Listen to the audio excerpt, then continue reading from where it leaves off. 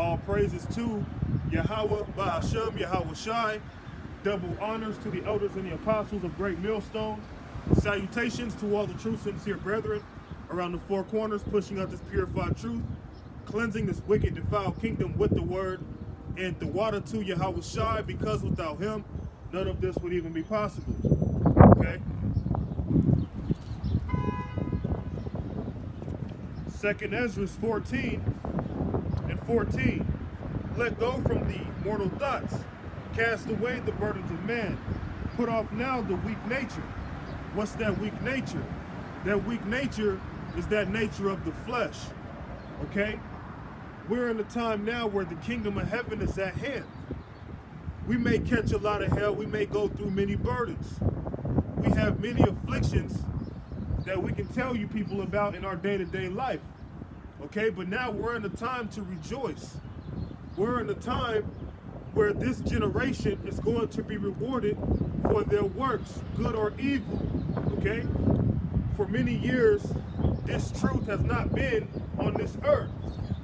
All right? But Yahweh Ba'Hashem Yahweh Shai is raising up his prophets.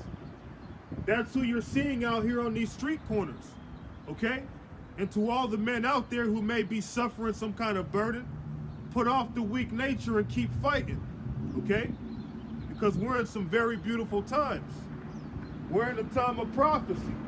Okay? And the reason why you know that, not just off of the things you see on current events, but the fact that you see the prophets out here prophesying is proof that we are in prophetic times. Okay? So we have to cast off that weak nature. Part of being a man is casting off that weak nature. Okay? You can't be scared to take a stand for Yahweh Ba'Hashem Yahweh Shai. Okay? The Lord takes care of his men. And we have to have faith and hope in that. So although somebody could come up here and jump me, shoot me, do whatever to harm me physically, it's through the faith of Yahweh Ba'Hashem Yahweh Shai that I know I'll be okay. Alright? Regardless of what man can do to me. This truth is about faith. This truth is about diligence. It's about being circumspect. It's about the love you have for the brotherhood. It's about obedience. Okay?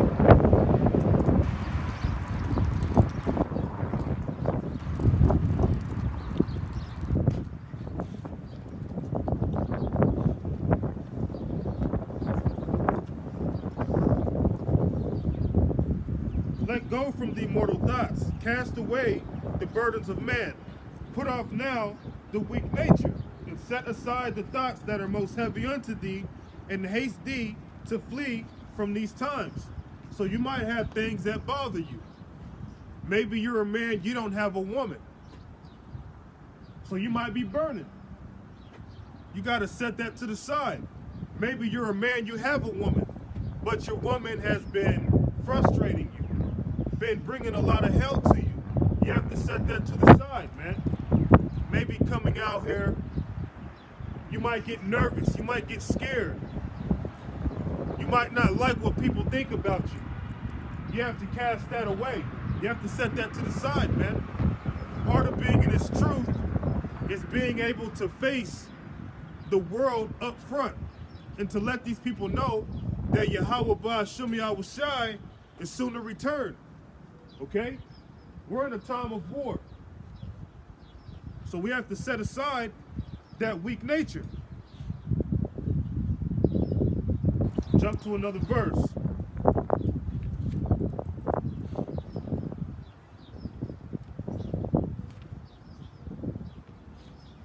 Proverbs 31:3.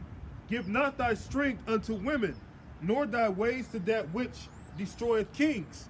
And many men, they fall out of this truth because of women. You might have a woman that you really love, and maybe she trespassed against you. Maybe she committed adultery on you.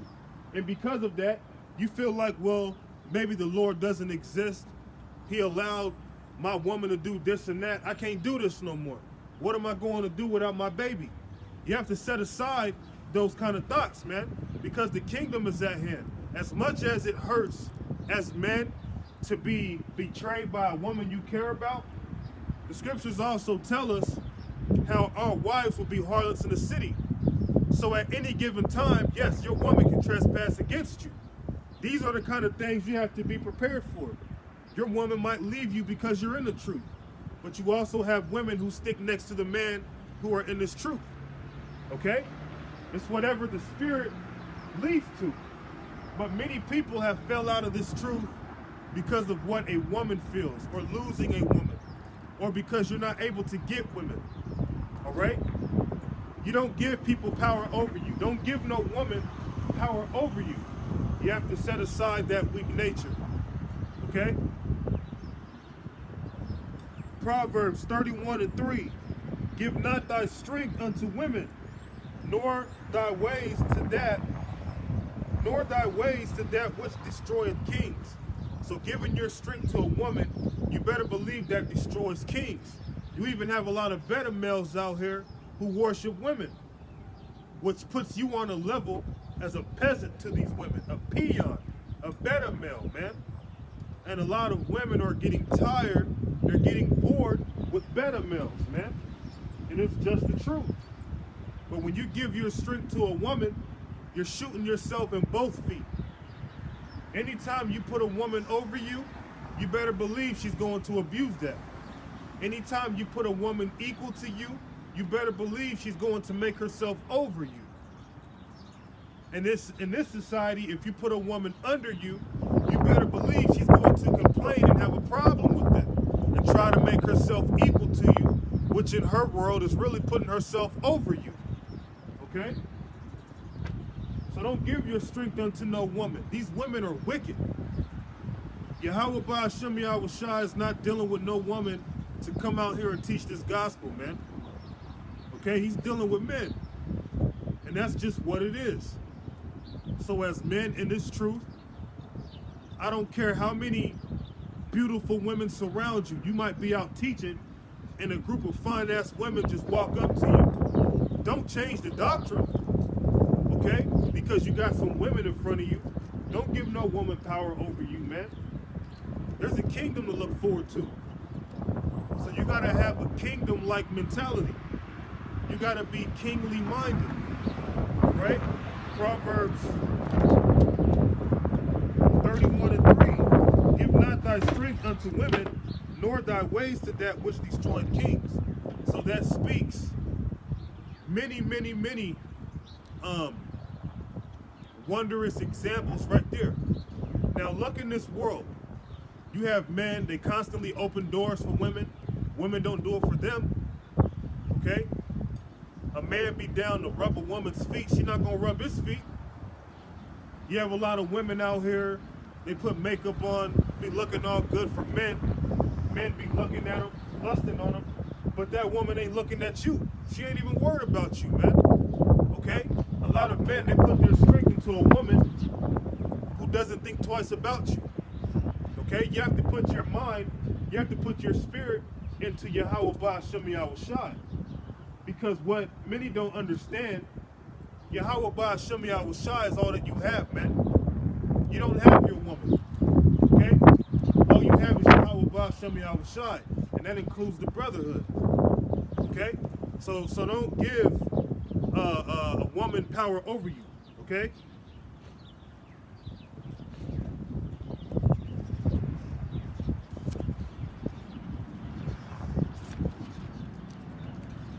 First Corinthians 13:11. When I was a child, I spake as a child.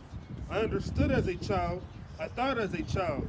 But when I became a man, I put away childish things. And some of those childish things is giving a woman power over you, man. That's a childish thing. That's something that a child does with his mother. Okay? But when you're a man, you don't let no woman roll over you, man. When you're a man, you got to put off the weak things, the weak nature of yourself. We all have things that bother us. We all have weaknesses. But in this truth, you have to pretty much ignore those weaknesses, man. You have to cast them off. All right? Because those weaknesses can be a burden unto you. Those weaknesses could be the cause of you falling out this truth. Okay? So we have to be kingdom minded. We have to have our mind on the kingdom.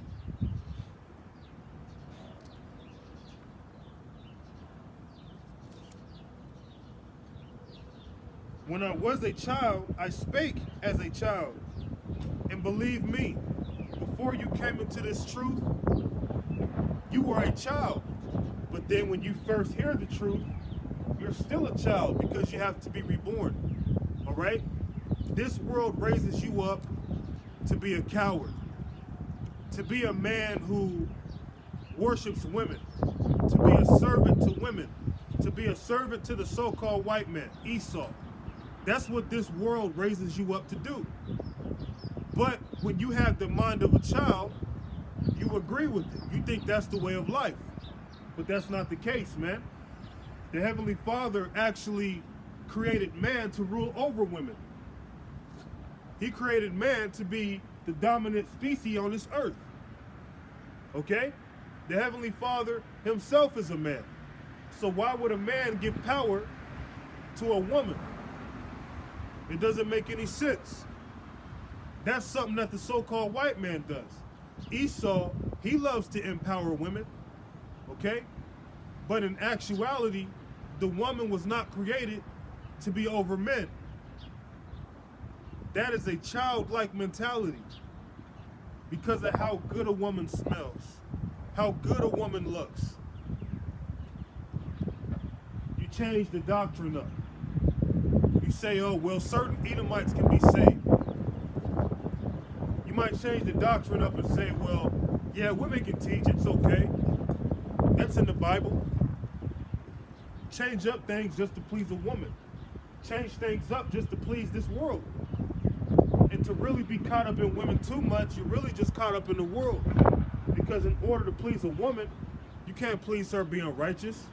You're going to turn her off, man. She's going to get offended. Okay?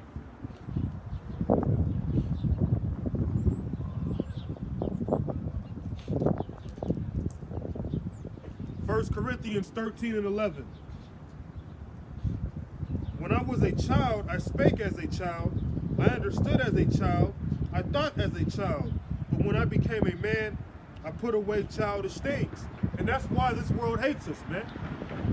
The people of this world, they hate us. They don't want nothing to do with us because we pushed off, or we casted off, I should say, the ways of this world. Being like children.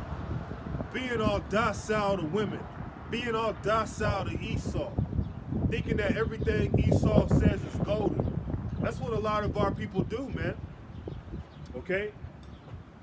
Men, many men, I should say, would kill to get with another man's wife. Many men would kill just to sleep with another man's wife.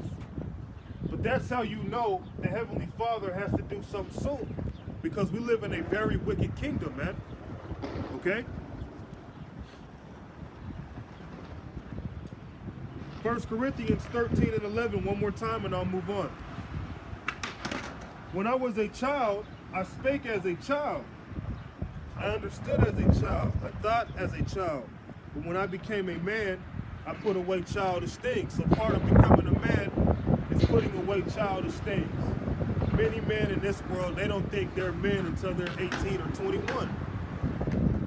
This world teaches you that you can pretty much just fuck off, be involved with a bunch of fuckery until you're 18 or 21. You still got time. Instead of raising you up to be a man by the age of 11 or 12 years old, which is around the same time, on average, that a man will start producing semen in his cojones. Okay? Let's jump forward to another verse.